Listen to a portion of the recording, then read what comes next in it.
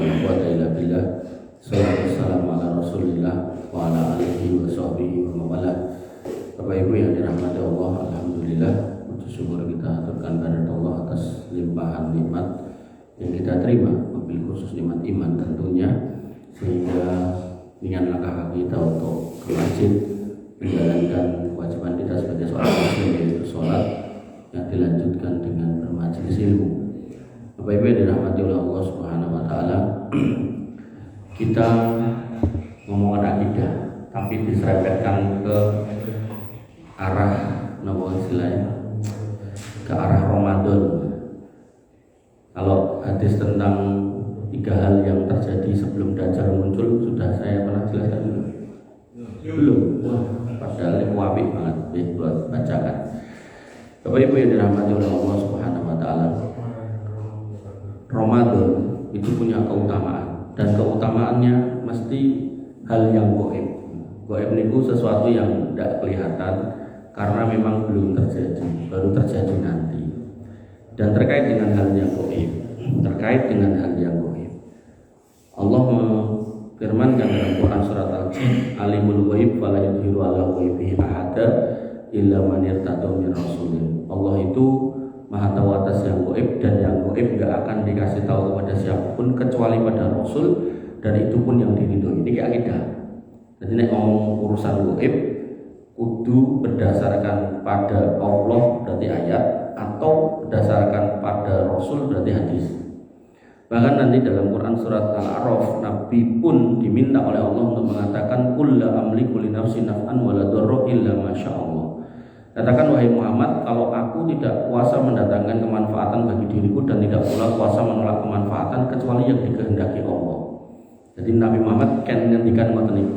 Nek kowe kira duwe ilmu dan nek apapun yang terjadi baik kowe, apakah itu apik apa elek, kamu juga enggak bisa menentukan yang baik dan yang buruk kecuali Allah yang menentukan.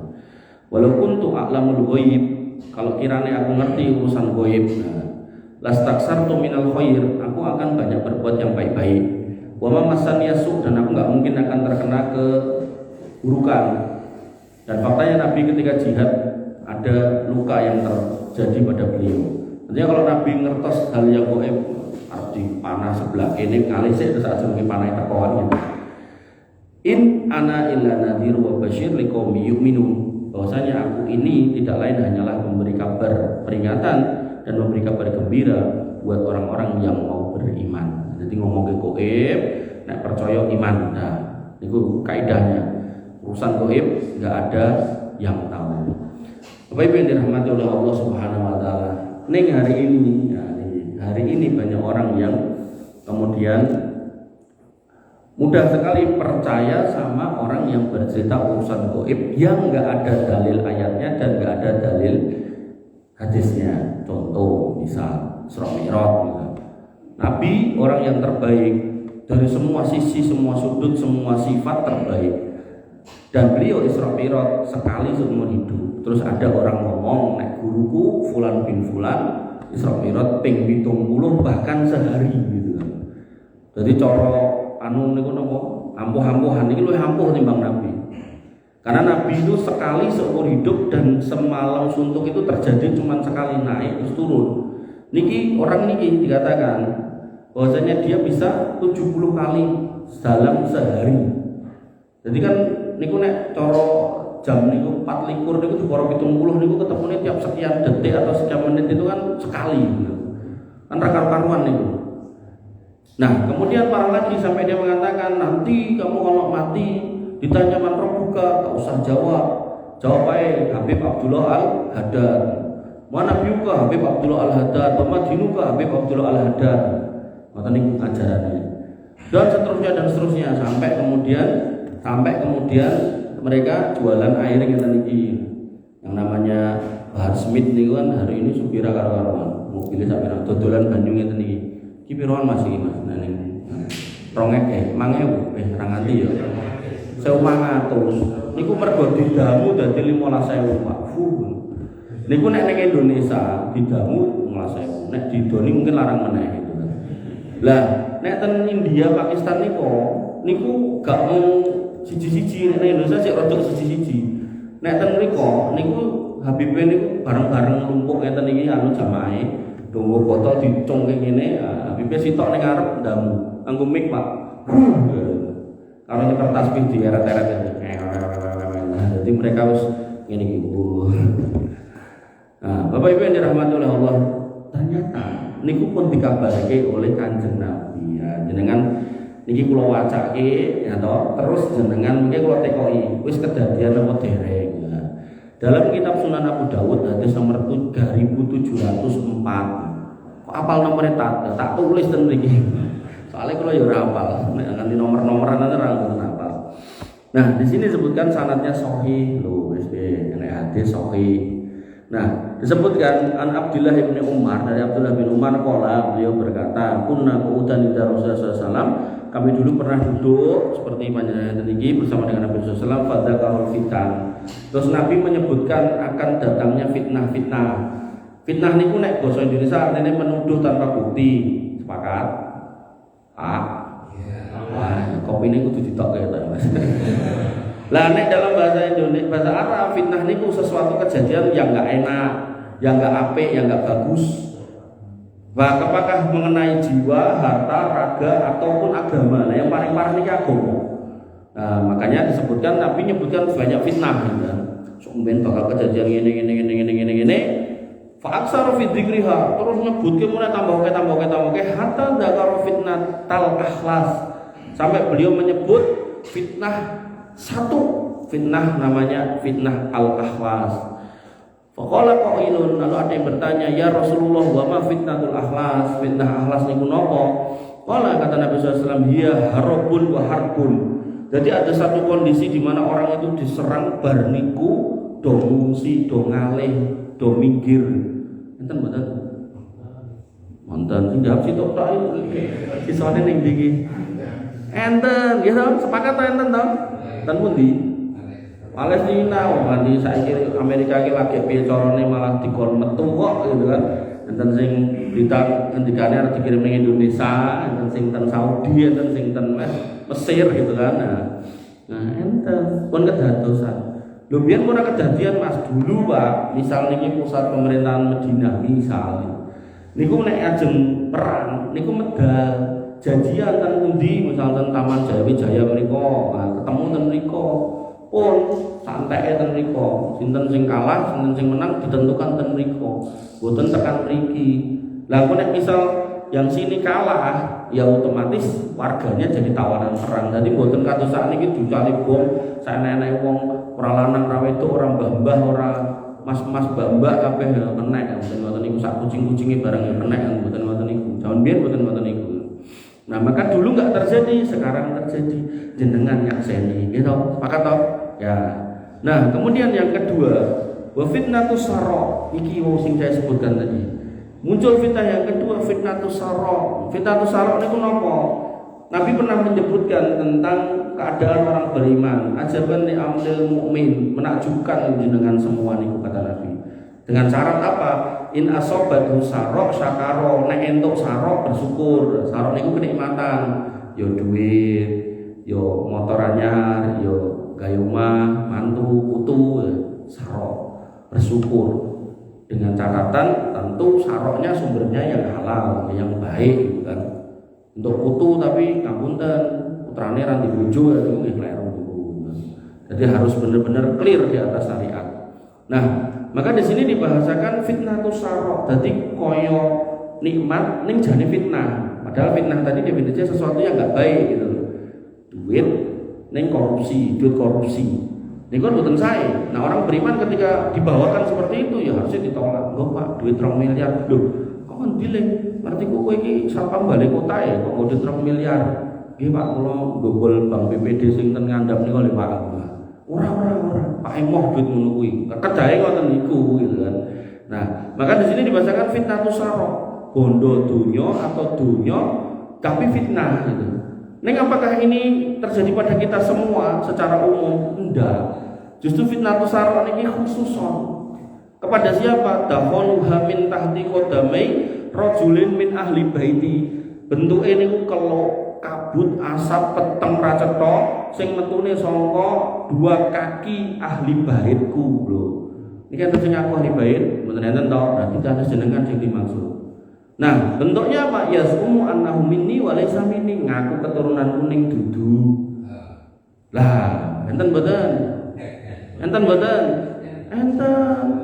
Wong tujuane supaya diaku kuwi gen iso dodolan iki. Nek mboten nek enek acara teko, kotak infake mboten segede niku, segede terbelok. Terus dilebokke bongkarane nganggo karung. Nah, niku sampai kuburan ning menungsone mejane mung 1,5 meter atau 2 meter lah niku pun cukup kok digawe nganti 8 meter kuburane gitu kan. Sampai diinspeksi nganggo tongkat didelok iki opo. Jane batin ngono tapi nek ditokeh ya gelem gitu. Ini fitnah besar kok. Kemudian wa inna ma awliyai al-muttaqun, dibatasi meleh. Mereka kan biasa setelah ngaku keturunan Nabi akhirnya pengen dianggap wali kan ngoten to. Nah, Nabi mengatakan waliku kuwi wong takwa. Wong takwa niku asase kalih dalam berakidah. Tadi udah sama Pak Agung singgung akidah. Dalam berakidah harus di atas tauhid, harus lurus. Mereka praktekkan apa? Boten bengkong. Lah kok bengkong piye Mas? Lah yo lah njaluk duit kertas merah yang halus-halus ning kuburan. Ya Habib Fulan bin Fulan gitu kan. Sahilana bil fulus, kertas merah yang halus-halus. Habib Fulan bin Fulan mudahkan kami dapat duit kertasnya abang tur halus. Nah, maka itu sudah bengkong di situ. Kemudian yang kedua, dalam beribadah dia harus sesuai sunnah. Niku ciri waliullah. Tapi mereka nganggep wali sinten? Wong sing wis mati. Nek sing urip itu DR nganggep wali pakai wong ndak dibuli wong. Akhirnya sing urip sing dianggep wali sing ketir. Nggih mboten? Padahal Pak, orang terbaik setelah Nabi itu ulama Rasyidin dari mulai Abu Bakar, Umar, Utsman, Ali, gak ada satupun yang kentir. Nah, mereka jelas wali, siapa yang mau mengingkari kewalian mereka? Kitab-kitab akidah semua mengatakan mereka orang terbaik. Jadi orang terbaik itu Nabi, setelahnya secara kumpulan itu para sahabat, dan dari para sahabat itu yang paling baik itu 10 orang yang dijamin masuk surga. Dari 10 ini yang terbaiknya yang 4 Khulafaur Rasyidin yang tadi saya sebut. Niku yang sahabat yang banyak ini gak ada yang gila. Kemudian 10 niki gak ada yang gila, 4 niki yo meneh raene. Makanya mereka itu malu-malu untuk nganggep wali, untuk dia dirinya sendiri yang hidup, ngenteni mau mati. Benku berkesinambungan antara sing wis mati, makanya sing mati dipuji-puji, dan kemudian kepada yang hidup. Nah, sing kentir lah sing dicodorke dadi wali. Engko OTW dhek nek mati pengen diwalekke kan ngoten.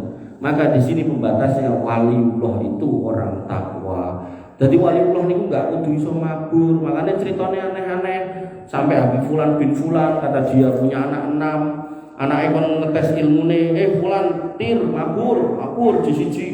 Sampai sing terakhir yang namanya As-Saqaf itu mabur. Nah, jane namanya yang lain Abdurrahman tir, namanya Abdurrahman. Enggak. Plafonnya kesodok, dia pecah gitu kan. Akhirnya disebut As-Saqaf. As-Saqaf itu artinya plafon, ya, tapi plafon berarti gitu.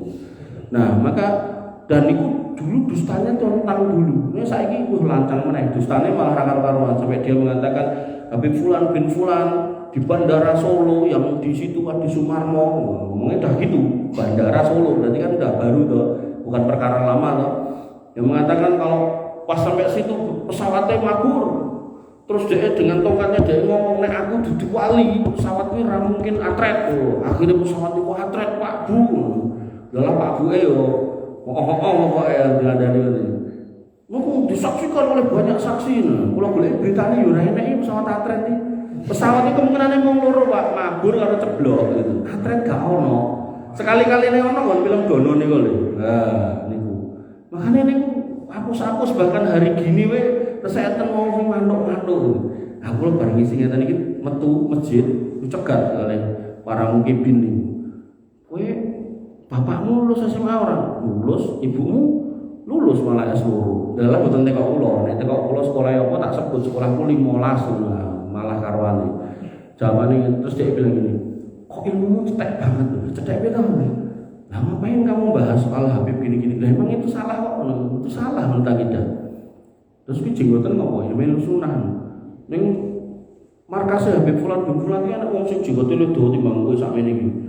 Prono terus petire mari berarti aku kendir gitu. Jadi sudah enggak peduli dengan hadis yang tak bacakan, penjelasannya saya sampaikan karena tak masuknya sudah sedemikian buta gitu. Ya.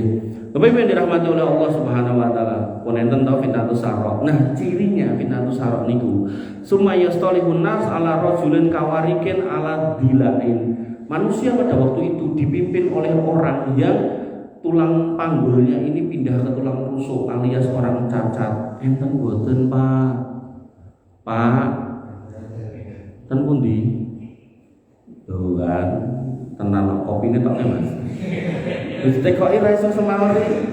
Iki lali apa nglali? Enten boten, Pak? Pak. Enten temu dia ten mriki to. Jenengan lali to di presiden ngono kuwi to. Ya itu, Nabi ngomong di Mekah di Madinah terjadi ini teniki.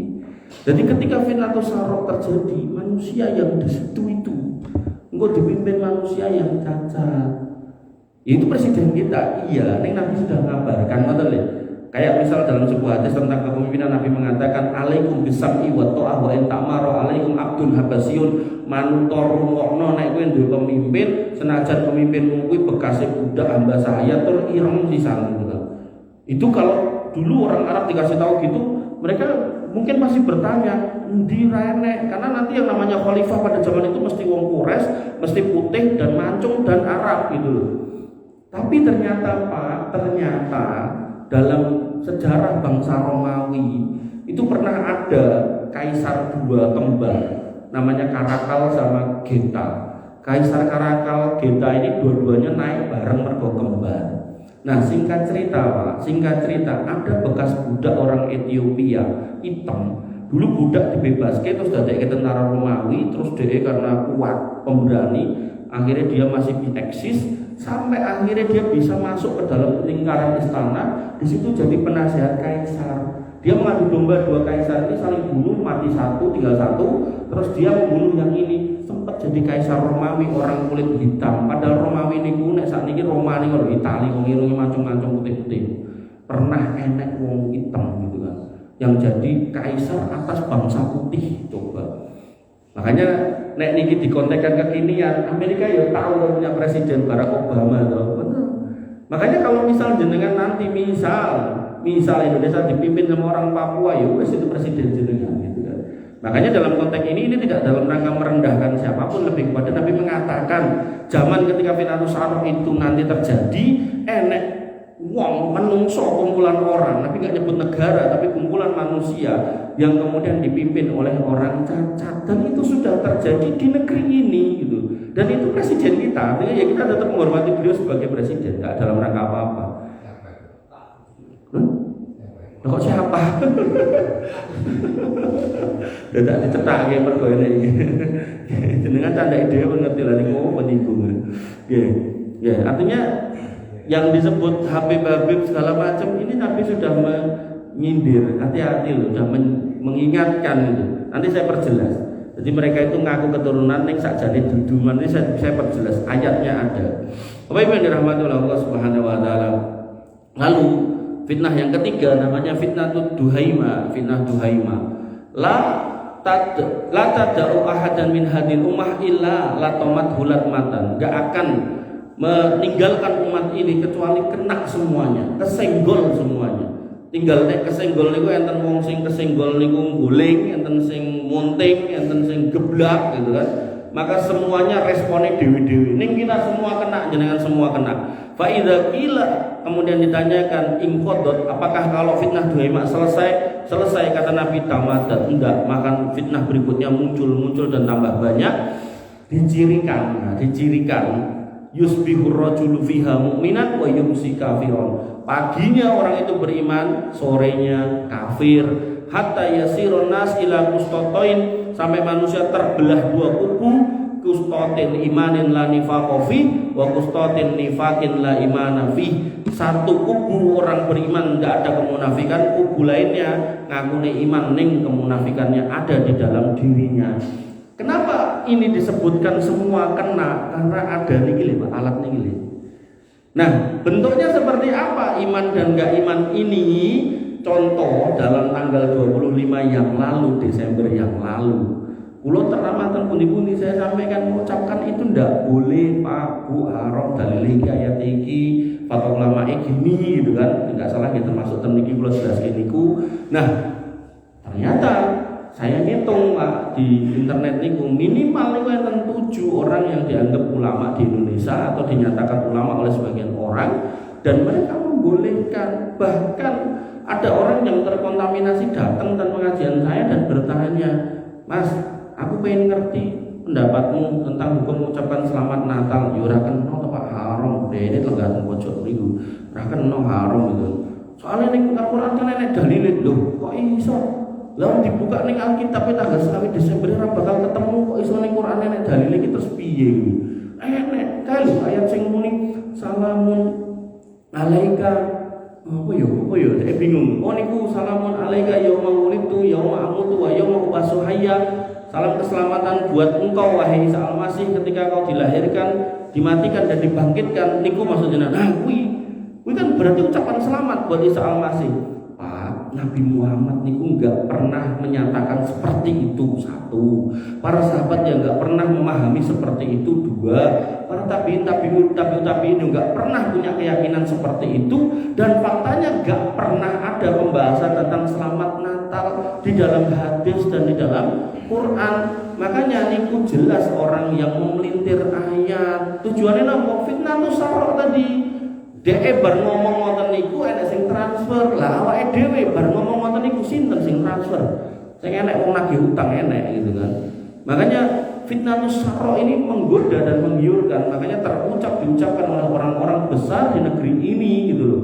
Diucapkan oleh orang-orang yang punya masa banyak gitu. Sampai nang pager laut niku jelas niku pelanggaran enek wae wong gawe napa ulama nopo niku to kumpulan ulama nopo sing bela niku itu. Laut timbang Raguno yang penting dikei lemah iso dienggo gawe iki. Ya tapi kan aturannya sudah banyak. Ya itulah yang namanya fitnatus sarro. Orang sudah napa istilahnya? Udah enggak betah dadi wong ra duwe, paling enak dodolan timbang dodolan sego edit sithik dodolan agama. Makanya belum lama niku tadi siang saya tuh ditelepon sama orang. Iki enak wong gawe acara iki. Acara apa ini? Judulnya nek salah ruahan masal. Lah niku napa?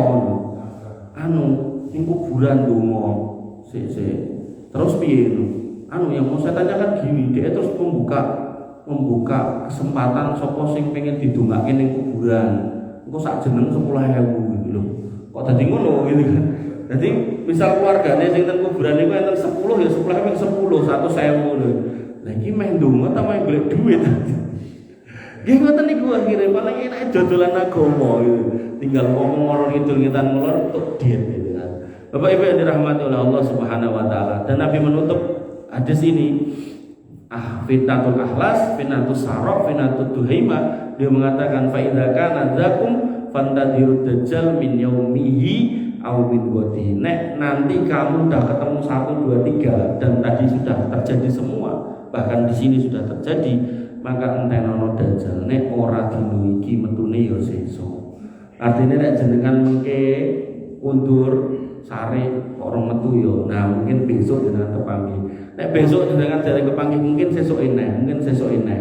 Artinya masa itu semakin dekat dan kalau ngomong ke dajjal wah ceritanya panjang dan fitnahnya mengerikan.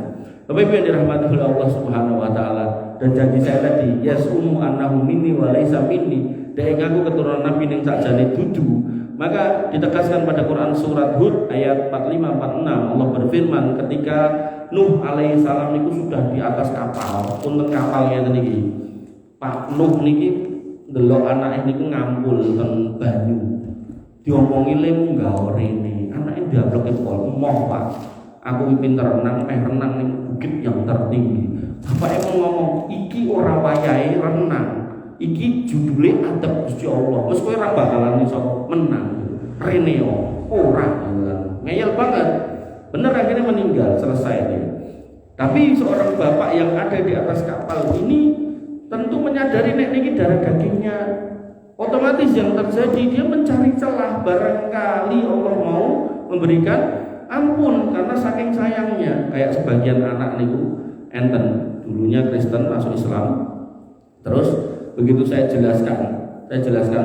Jadi pengawasan niatan ini saya jelaskan kedudukan anak dan orang tua yang beda agama.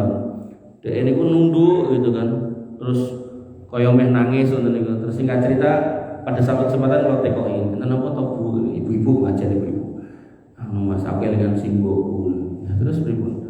Harus mati kemudian Kristen, berarti aku rasa untuk ya tenang salah. Iya mas, lah priye lah pripun niku kok judulnya beda kok gitu kan. Niku judulnya sudah beda, gitu. Artinya sudah beliau milih sana jenengan di sini ya sudah ikhlaskan ya.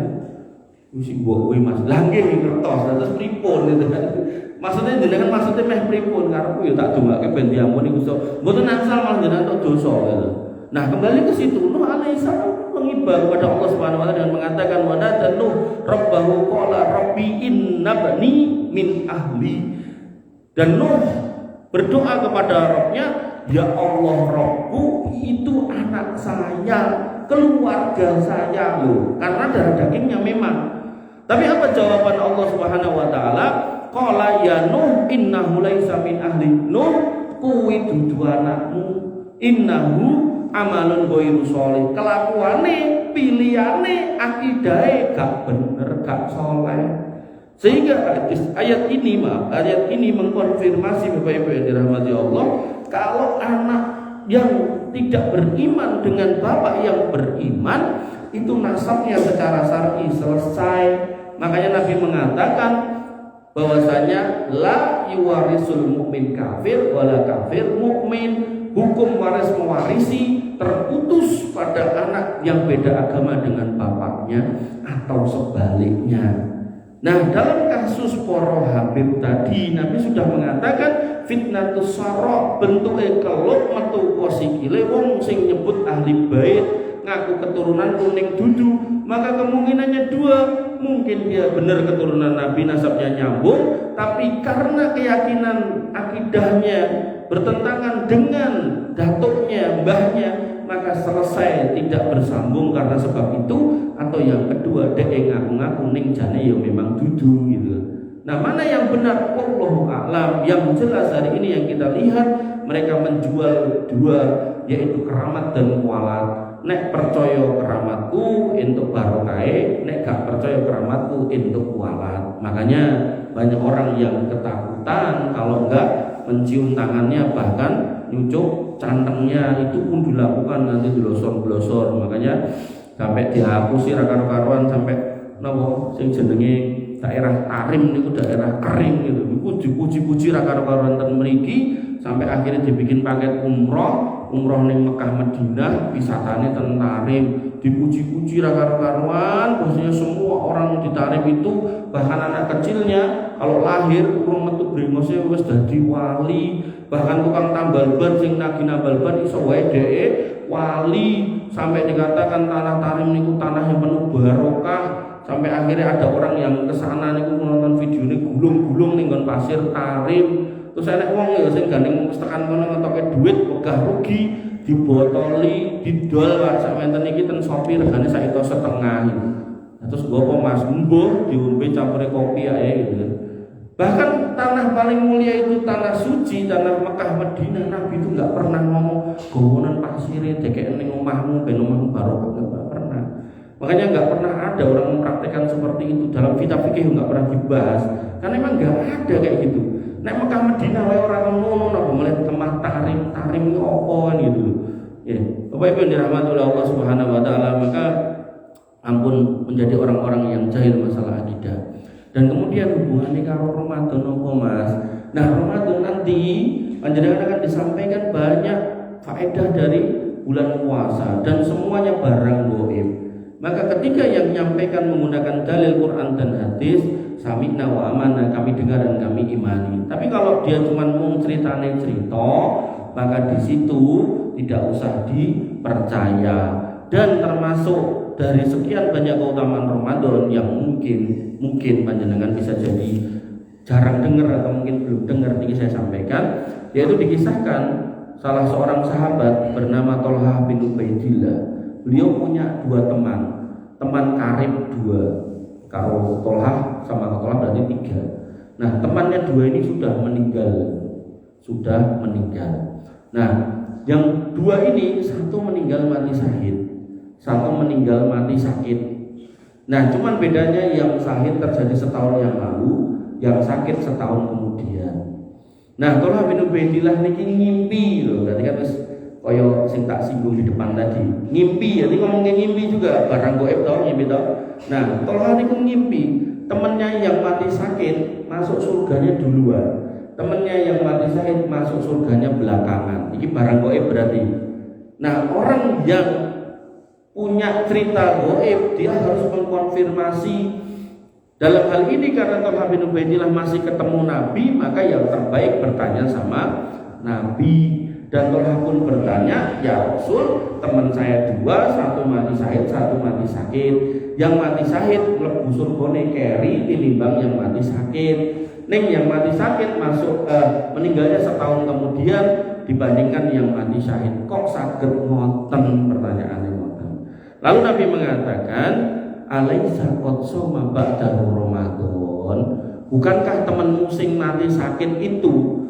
Jadi ini teman yang mati syahid, ini yang mati sakit setahun.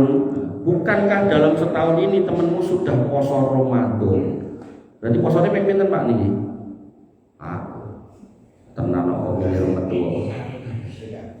Niki mati setahun kemudian. Nabi mengatakan bukankah dia sudah poso Ramadan? Berarti posone ping pinten, Pak? Satu, Ramadannya satu atau setahun loh. Duh, apa kayak saya jelaskan matematika ngono to, Pak? Kita mikirin tenanan dulu. Satu itu waktu 1 bulan, ya, iso 29, iso 30 hari kan ngoten. Kemudian Nabi mengatakan wa shalla sita alafin raqatin aw kada wa kada raqatan, dan dia juga sudah sholat selama setahun ini itu 6.000 sekian rakaat. 6.000 sekian rakaat niku nek jenengan sehari 5 kali ping 300 swidak ketemune 6.120. Berarti niki sholatnya nggak ada yang ditinggal, plus Ramadan juga nggak ditinggal. Otomatis gak duwe utang. Kata Nabi, wong sing nglakoni ngono kuwi mau iso mlebu surga luwih dhisik tinimbang wong sing mati syahid. Dong boten. Dadi misal Pak Agung mengke poso, terus pas napa bodho sedo. Boten dawa yuswane sedo pas bodho Pak Agung niki lho. Nah, niku terus sing setahun ke belakang Pak Agung niku salate komplit boten enten bolong nggih, full 5 kali 360 ditambah mungkin Ramadan 30 hari. Delalah begitu takbiran sedo. Insya Allah Pak masuk surga diisi wong Palestina yang mati syahid setahun yang lalu. Pak.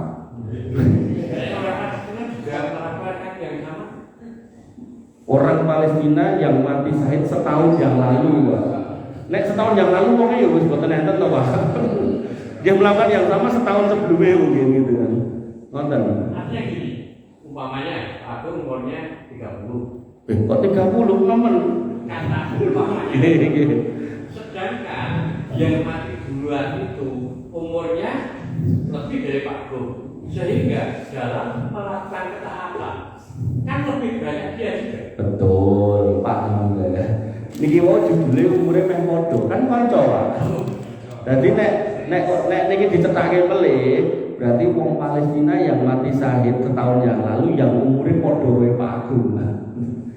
Ini secara umum ngoten nggih. Dadi hadise mboten nyetake umure pinten, tapi intine orang yang meninggal 1 tahun kemudian sudah sholat, tetap sholat istiqomah 6.000 sekian rakaat ditambah Ramadan 1 kali 30 hari atau 29 hari sesuai kesepakatan di negerinya, maka bisa masuk surga lebih dulu daripada orang yang mati syahid setahun yang lalu. Ini keutamaan yang barang gaib saya sampaikan pakai dalil, sehingga disitulah saya berharap saya secara pribadi nanti Ramadan itu semangat gitu. Jangan sampai kemudian lupa, karena yang namanya man shoma Ramadan imanan wa ihtisaban, kanthi iman dan duwe pengarep-arepan pahala itu harus diasaskan dengan seneng, boten anyel. Enten piyai poso susah, ketok susah ngapa to, Dik? Ra iso ngrokok Mas. Sing sitoke ora iso mancing Mas, sing sitoke ora iso goes gitu kan. Nah, biyen pas Covid orang goes menengahe kiran poso malah susah gitu kan. Artinya Bapak Ibu yang dirahmati oleh Allah Subhanahu, jangan pernah ibadah niku diiringi dengan beban. Khususnya dalam arti, nek nganti terbeban, jenengan hanya menggugurkan kewajiban, parah lagi nggak itu pahala. Makanya Nabi mengatakan rubba shaim, banyak orang poso, laisa lahu min siyamihi illa al-ju'i wal atos. Tidak dapat apa-apa dari puasanya kejaba ngelak karo luwe ya niku atos-atos. Pramila dengan saya jelaskan soal Pak Habib tadi, terus ditambahkan dengan ayat, tambahkan dengan hadis lagi, tambahkan dengan keutamaan Ramadan, maka akidah yang benar ternyata bisa membuat kita semangat dalam beribadah, yang tentu di situ kita akan berharap pahala yang sebesar-besarnya. Wabillahi mengatakan, gue nggak ngajeng ngejak rame silakan. Paling ngentosi kopi nih, pribun Pak RT. Memang akhir ya. Jadi itu jangan ada ketika zaman akhir itu kemungkaran itu sudah nampak. Sehingga orang yang sholat juga harus menampakkan kesolehannya. Kalau enggak akan dilaknat oleh dunia yang lain. Apakah itu sudah terjadi? Niku kula perlu dalile orang soleh harus menampakkan kesolehannya lah niku kula dereng paham nek niku. Apakah memang seperti itu? Disebutkan dalam rata kali. Niku mau jenengan hadis napa-napa niku orang soleh harus oh gitu. Disebutkan dalam Quran surat tidak menampakkan apa tak sing dereng kula dereng ngetos niku. Iya.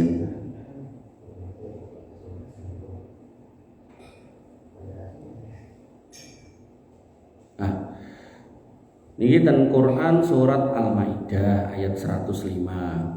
Ya, tadi di ayat 105 disebutkan ya ayyuhalladzina amanu alaikum anfusakum la yadurrukum man dhalla idza tadaitum. Hai orang-orang yang beriman, alaikum anfusakum, urusan awakmu dhewe, la yadurrukum man dhalla idza tadaitum. Tidak akan membahayakan untuk kamu orang-orang yang sesat ketika kamu sudah dapat hidayah. Ilallahi marji'ukum, kamu nanti akan dikembalikan kepada Allah jami'an, semuanya. Ini tawar gitu. Ya siap. Fayunabbi'ukum bima kuntum ta'malun, dan kalian akan mendapatkan apa yang telah kalian kerjakan, pembalasannya nanti di akhirat. Di sini disebutkan kita suruh ngurus diri kita sendiri. Nah, kisahnya banyak hadis yang menyebutkan dalam tafsir Ibnu Katsir niku, ada sahabat-sahabat yang kemudian ada orang bermaksiat dijarke mawon. Terus kemudian dinasihati sahabat yang lain, kok ora mbok eleke. Loh, kok ora ngerti ayat Quran surat Al-Maidah ayat 105, ya ayyuhalladzina amanu alaikum anfusakum la yadurrukum man dhalla idza. Kemudian sing dikandani niku ngandani genti, maknane ra ngono kuwi tafsire. Lah piye tafsire? Tafsire ngene lho. Nek kowe ketemu wong sing bermaksiat, nasihatono, kandhanono. Engko nek pada akhire wis ra dirungokke, ya wis jarno urusan awakmu dhewe. Niku yang saya tahu. Artinya ketika hari ini jenengan candai sebagai hari akhir atau zaman akhir, saya sepakat di situ. Cuman seberapa akhir, apakah mendekati banget ya wallahu alam, saya nggak tahu gitu kan. Nah kemudian apakah kita harus menampakkan kesolehan kita? Nah itu saya juga nggak tahu di situ niku.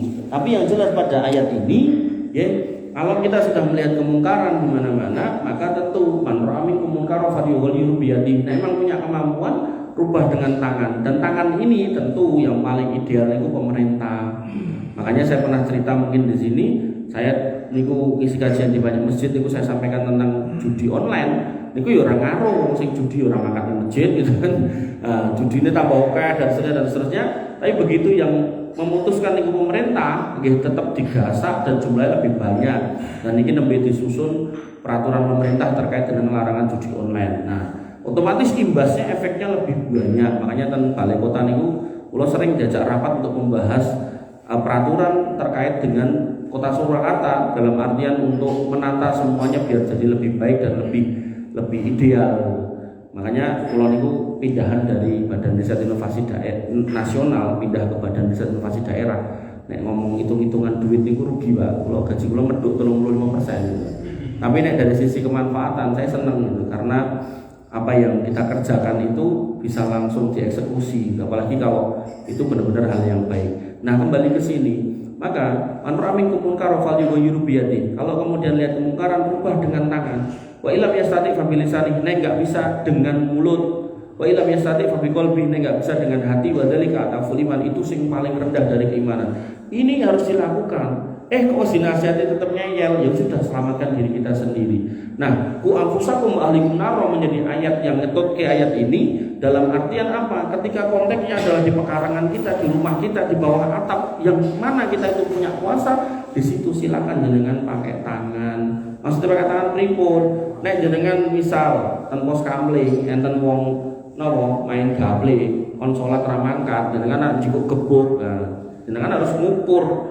Engkau kemungkaran kita dibalas dengan lebih mungkar apa enggak? Kalau dibalasnya lebih mungkar, jumlah mereka lebih banyak, maka kita enggak ada kewajiban untuk sampai ke level itu. Cukup ngasih tahu, kita tinggalkan. Tapi nek ning jero rumah kita, di dalam rumah kita, dan itu anak kita subuhan gak tangi, terus jenengan jumeneng mawon, namanya ditanglet ten akhirat. Sehingga ketika jenengan gugah le tangi ra tangi, nganggo banyu ya ora tangi, ya jikoke gebuk ya ora apa-apa, putrane dhewe gitu kan. Di rumah kita gitu. Ning ampun digebuki lho benten lho nggih. Jika kayak gebuk itu pasti gentangi gitu. Ampun digebuki gitu. Makanya saya punya anak kecil-kecil niku hari ini nek kula nggih, kan kula nggih ngajarke parenting juga. Kula niku mengidentifikasi masalah anak hari ini yang paling parah niku HP. Wong tuane wegah rekoso, begitu anak nangis dikai HP. Bahkan ketika tempat makan itu kadang tuh ada orang tua tuh bawa anak 3 atau 2, niku cah siji itu kalau HP siji. Wah, ini udah luar biasa istilahnya kerusakannya. Nah, maka anak kula itu otomatis terkontaminasi sama teman-teman nih, sama orang-orang yang megang HP. Akhirnya yang terjadi gini, kebetulan kula juga HP. Ya mungkin awalnya nonton film-film kartun, tapi kan jenenge YouTube kan kalau nggak dibikin YouTube khusus itu kan akhirnya tetap ketok iklan macam-macam toh. Nah, kepencet segala macam gitu kan, wah udah musibah nggak karuan. Kulo nganti bingung, kandhane bola bali yo kak, nek ning ngarepe mantuk-mantuk, begitu ditinggal pengajian ngeten iki mboke turu ya jiko. Nonton macam-macam niku gitu kan. Akhirnya udah ra suwe-suwe gitu. Kulo klumpuke cah cilik-cilik niku SD. Niku kene apik gitu. Terus kulo jiko setut kulit gitu. Setut kulo kulit karena setut kulo niku kan wetenge gede, dadi isone mung pesen ning tukang setut. Kulit ya. Kulo sabet ke kentol kula mboten kentol anak kula nganti gosong seminggu ra ilang kula kandhani kowe nek nyekel HP ku sikil ngomong ngene iki ban iku blas ra kenal. Makanya Bapak Ibu yang dirahmati oleh Allah Subhanahu wa taala, Nabi mengatakan muru auladakum bisolati fi sab'in. Perintahkan anakmu untuk salat umur 7 wadribuhu fil asr. Pukul pada umur yang ke-10 kalau tetap enggak salat. Berarti itu ada perintah selama 3 tahun. 7, 8, 9, 10.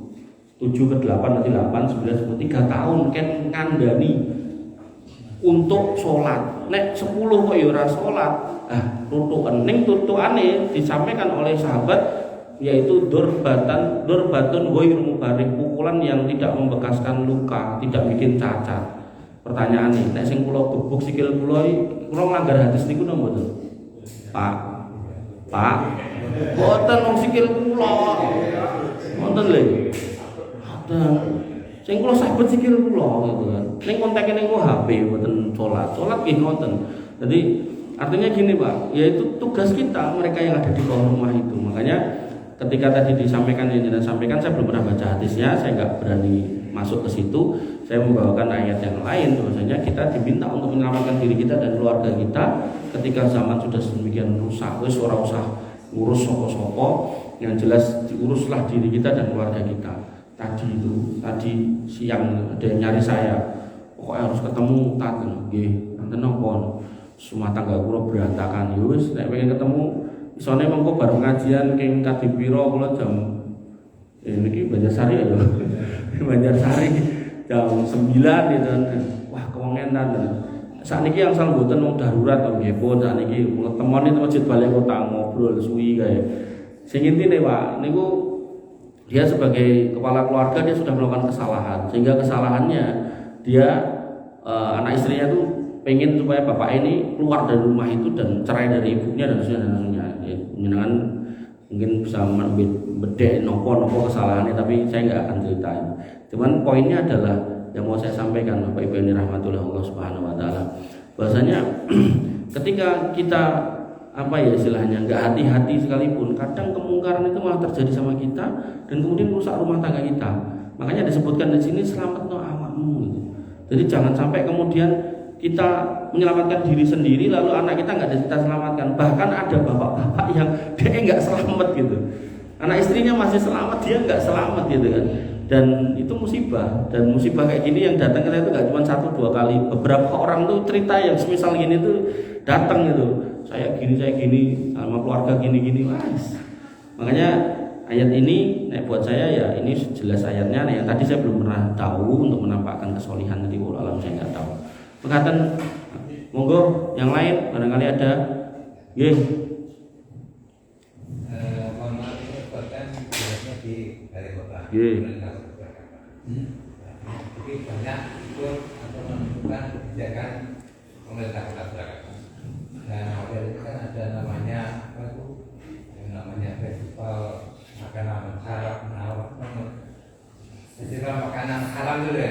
Bagaimana pendapat tadi?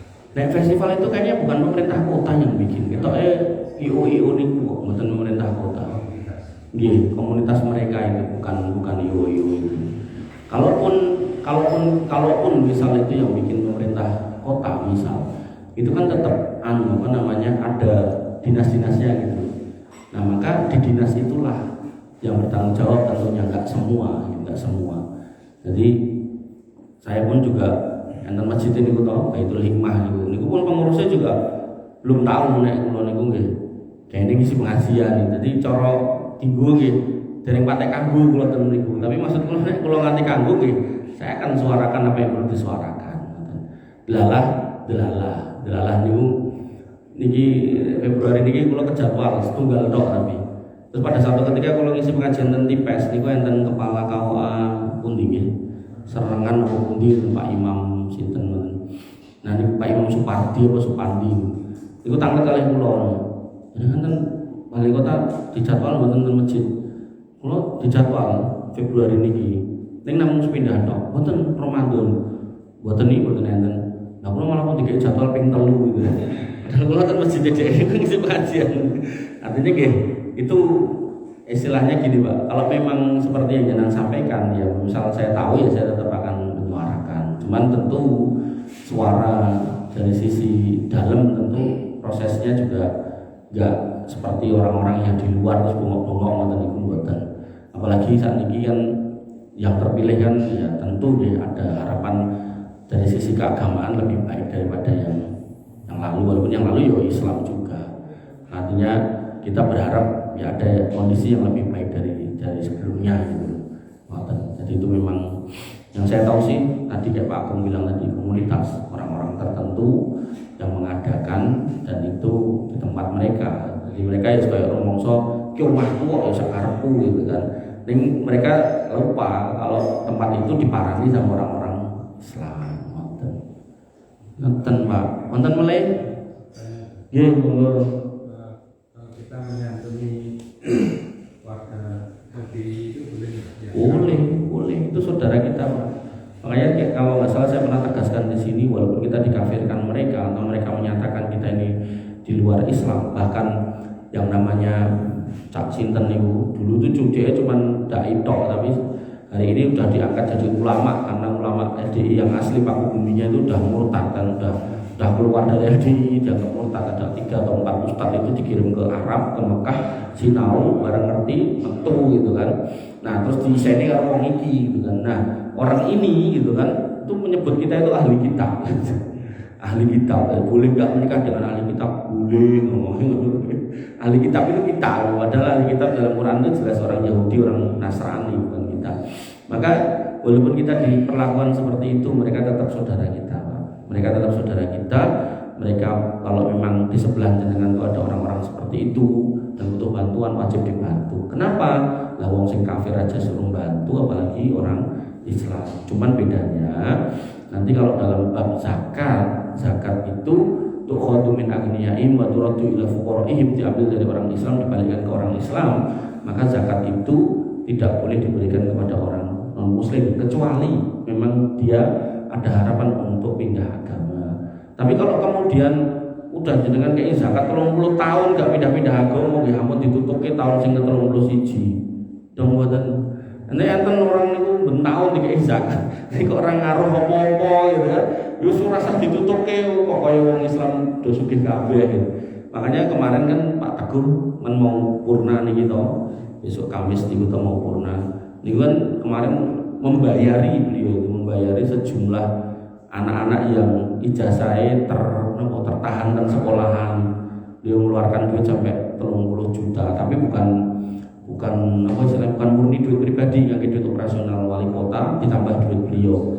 Nah dalam prosesnya sebenarnya dimintakan duit ke Basnas Solo. Ini Basnas Solo tidak bisa memberikan karena ada sejumlah anak yang bukan Islam, karena kan duit zakat gitu kan. Nah itu ya harus dipahami kayak gitu, bukan terus ini kok ekstrim boten, memang itu syariat dulu.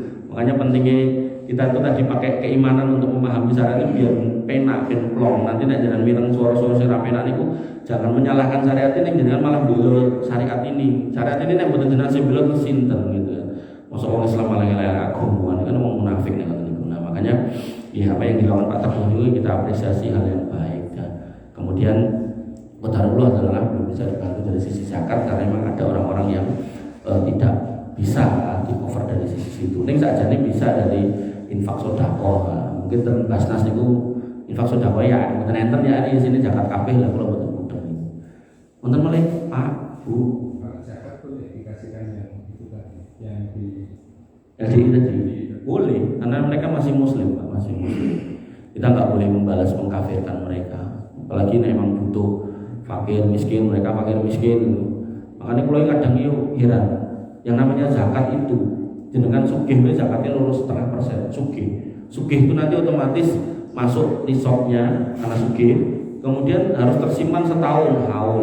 Niku zakatnya mau lurus 0,5%. Lah iki kebiah ya ora sugih ora duwe tetep ngekei isrun. Nah, nganti ana sing dapur-dapur sampah niku kowe ngopo ngerkoso goleke Pak Imam lho coba jawabane ngoten niku. Luar biasa mengerikan. Jadi dan juga nggak cuma 2,5%, 10% itu. Padahal 10% itu Pak, 10% itu zakat ya, dalam zakat itu zakatnya petani sing panen mencapai nisab dan pakai air dari hujan. Jenenge petani kan duwe sawah di lemah itu Pak. Nah, iki wong ra duwe apa ya ora pakai isrun. Iki salah kaprah. Dan sing praktek isrun itu sinten jane? Wong Nasrani. Makanya enten pendeta gembrot itu ngomong enak awake dhewe seminggu pisan ae ibadah mereka bendino, makanya nanti jentat-jentit aku prakteknya ra iso gelem banget kok gitu. Ning alasannya dia kenapa kok kita diperingan syariatnya mereka enggak, kata dia mergo awake dhewe ngasih 1/10, mereka kan cuma 2,5 itu aja setahun pisan ngono. Ngoten niku wong Islam krungu ya terus meri. Enak yo ibadah seminggu pisan. Nek aku tak salat seminggu pisan pas Jumatan. Enten wong Islam meri ngoten niku. Ampun meri, nek syariat kita ngene ya segini. Makanya dalam puasa Asyura, Nabi itu puasa 10 Muharram. Nabi itu pernah diingatkan ya Rasul, orang Yahudi melakukan ini. Oh ya wis lah. Nek engko tahun ngarep aku dikeki murdo, aku tak poso ki tanggal 9. Dalam rangka membedani wong Yahudi. Lah kok iki enek wong Islam mungut kewajiban mengeluarkan harta 10% madake wong Nasrani yo kleru nih. Artinya itu jelas keliru. Makanya agama kita nggak akan pernah sama pada semua sisinya dengan agama yang lain. Bahkan nek sampai sama, Nabi itu pengen beda. Nabi itu pengen membedakan diri, jangan sampai sama gitu. Makanya kembali ke bab yang lalu yang kita bahas tentang Natalan dan seterusnya, kita orang Islam memang itu ciri mereka pakai kupluk merah putih itu ya ampun tinggu. Orang Islam ya enak kayak kupluk ya merah putih. Kan bendera negara ya wes oke kupluk klambine kok ya dadak ditiru sisan gitu kan. Nah, maka hal-hal yang seperti ini kita harusnya kemudian peka gitu. Jadi memang itu ciri agama tertentu, motifnya, polanya ya jangan diikuti gitu. Termasuk misal cah nem-nem ngangge kaos ngeten iki sok-sok niku sok-sok terus niku salib ning ngisore niku ketol itu lho. Jadi ketok kaya tanda plus itu ning jane salim niku. Jadi modelnya cross ngoten tapi nekuk-nekuk ngoten ya. Nah, tapi ngoten. Nah, niku ya harus hati-hati. Jadi jangan madani. Enten mulai cukup. Ya, Bapak Ibu yang dirahmati oleh Allah Subhanahu wa taala, apabila mengatakan dengan saged kula aturaken, kurang lebihnya saya mohon maaf. Alafu minkum subhanakallah wa bihamdika asyhadu an la ilaha illa anta astaghfiruka wa atubu ilaik. Assalamualaikum warahmatullahi wabarakatuh.